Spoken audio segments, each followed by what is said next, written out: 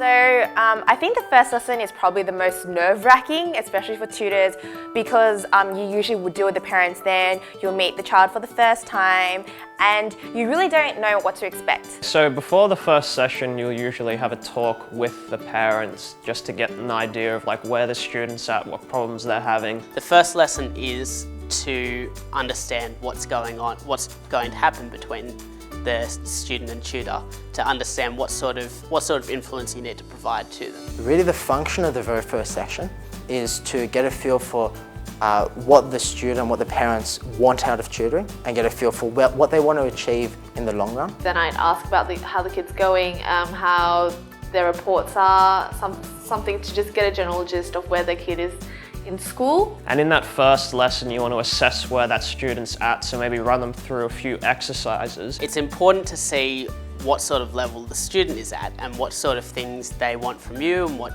you can give to them. Kids will tell you, oh, I want to work on this, I want to work on essay writing, I want to work on algebra, and that gives you a general idea of where to go. But in addition to that, you want to start teaching them right from the get-go as early as possible.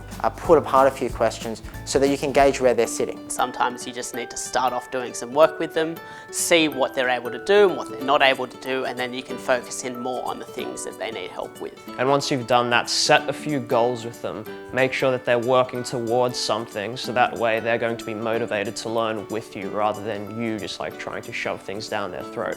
So making sure they're motivated and set some goals with that student in the first lesson. So to make it easier for yourself, I definitely recommend talking to the parents beforehand, asking them what do they want, talking to the child as well, asking them what they need help with, is there anything that they want you to work on? It's really kind of getting a feel for your student, what they want and where they're sitting in the first lesson.